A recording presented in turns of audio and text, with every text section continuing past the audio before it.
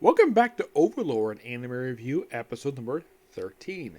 This is reviewing the 45th episode of the series, The Impending Crisis. Yes, this episode covered a lot of material, and from what I can tell, rereading the stuff, it covered roughly 2.5 chapters in this one episode alone. And I do mean a lot. Mostly some altered material, some condensing a little bit. It didn't really hurt the adaptation at all, from what I can tell. No, it kept a lot of the good juicy bits in. There is one scene in particular they did kind of extend a little bit in the anime, but I'll get to that. So, the episode starts out with the Quintons, I think that's pronounced them. In the book, they come under slightly different name, which I don't really like that at all. So they're taking them on, and I'm considering sealing the doors. Now, there is also a bit of dialogue in here where they're considering abandoning the city. And it's only for a while until Ainz himself, and of course, you get the report, yes, this happened to book 2. So, he gets the report that, there's an undead basically showed up. Like, what? And of course, meets him now. In the book, he refers to him as the one in charge. In the anime, it's basically the general. And he agrees basically to let him in and deal with the ones at the door, which he deals with pretty easily with 2 Death Knights. Yeah. So, then after that, he takes him to... By the way, the dwarf he met just last episode, he's here. Except you don't really see him very much here. He doesn't mention my name after quite a while. There's a little bit in here where that the general thinks that Ainz is holding Gondo hostage. And that part was cut out here, probably because basically we just want to move along here with this dwarf arc. But that when they bring him to the Regency Council, they do bring up in the anime, the book does not mention this at all, they have no king. So they have this council basically to be the rulers. There's about 8 of them. And they do bring up all their titles that they have. Like, there's a Secretary General, a Forge Master, mine, stuff like that. But here's the thing. The book does not mention their names at all. I would probably say that their titles are made up for the anime. That's my personal guess. Now, here's the thing. Now, in the book, basically, when they're explaining and introducing all themselves, including their titles, Ainz felt irritated. In the anime, he didn't feel that at all. There's no mention of his attendants. They refer to Shaltier, Aura, and Zazabu, I think his name is. Yes. There's also been here, he actually doesn't do very much, the Lizman. Yeah, he pops up for this episode, and he gets no lines. And I'm like, seriously? In the book, he actually had a few lines of material they adapted, but they cut that from the anime for some reason. So basically, he introduced himself and lays out basically what he demands. Now, mostly put what he's demanding, basically like food, alcohol, mine stuff, the rune crafters. This is all from the book. Complete, accurate adaptation. No change in the basically what he requests.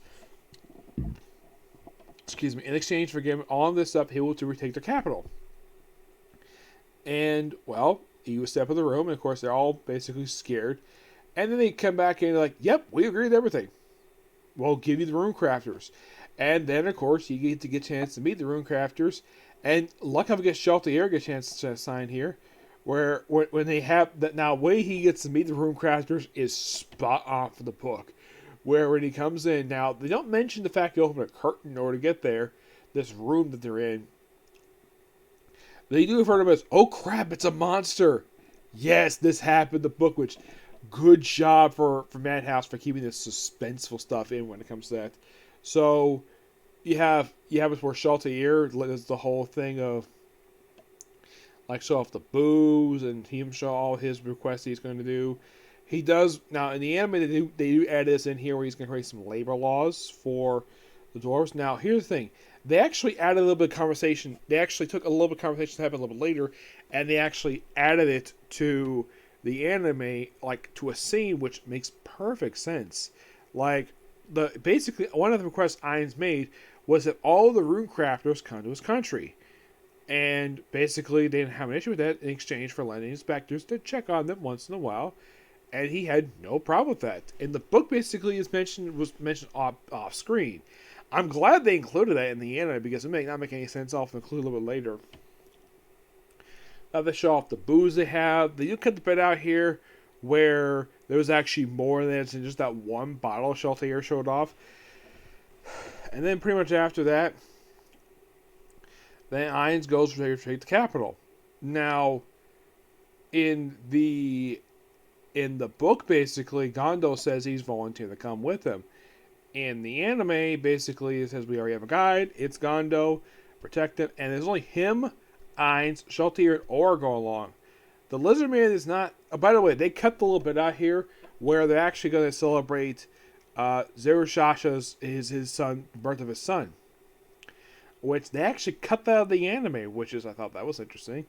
Yeah, it's kind of known for the Lizard Man. And here's the strange thing: like you have the Lizard Man in the episode, and he does nothing. He just stands around.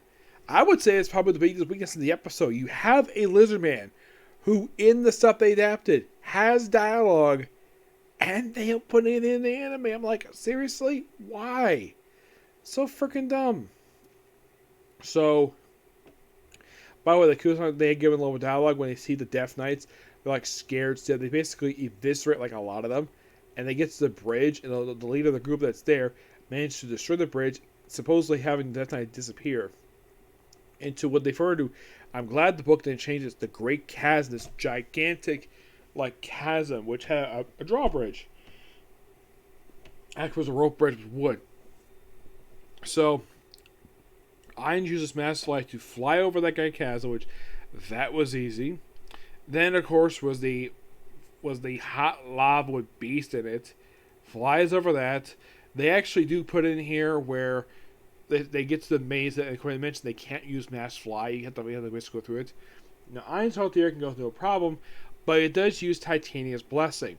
Now, that is a spell that is from the book. That's something that he did do, which good job keeping it because that was important. And then you're probably thinking, what, did the anime cut out the suspenseful thing with the maze of death? Actually, no. This actually was correct. Yeah, this actually is, like, unchanged. And then they get to the next entrance. Now, they do swap around some dialogue a bit here when they got... And, of course, they have it where, before they go on, when they get across the Great Catechism, we have Ainz really instructions to Shaltair. In the anime, they give Aura something to do, because Aura... Here's the weird thing about Aura in this particular sequence. Like, she does practically nothing in the book. And then she's there. I mean, she along with Gondor was still alive. So, they basically divide up basically into two teams. Now, Shaltair and Aura will deal with the monsters. Now, of course, they do add it in here, which I don't think the book mentioned at all, that the reason why Gondor was going along was because he wanted to break into the royal treasury. To steal one thing. All he wanted was a book. That's it.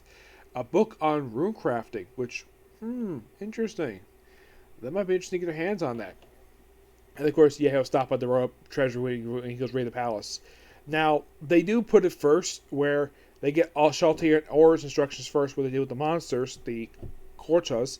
And then they have, as Ainz says, him and Gondo will go seize the palace, and he'll deal with the dragons, which that is in the book. And then they proceed to walk in the cave, and that's the end of the episode. Yeah, this episode covered, like I said, a lot of material. Now, there is actually a section from chapter, I believe it was chapter 5, I think it was, where they completely skipped over. Yeah, it was from chapter 5. There is a small section about this much here. Yeah, this section here, which focuses on the Regency Council, that is completely cut out of the anime.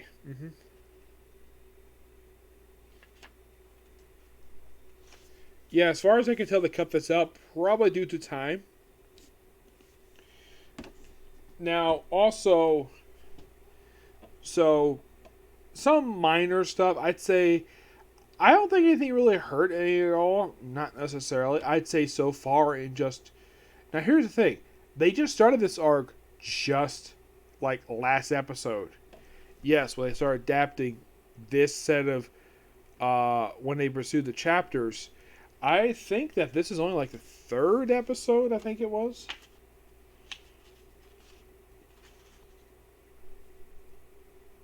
I believe so. Yes, I believe this was like the third episode of this arc so far because the first episode. Let's see.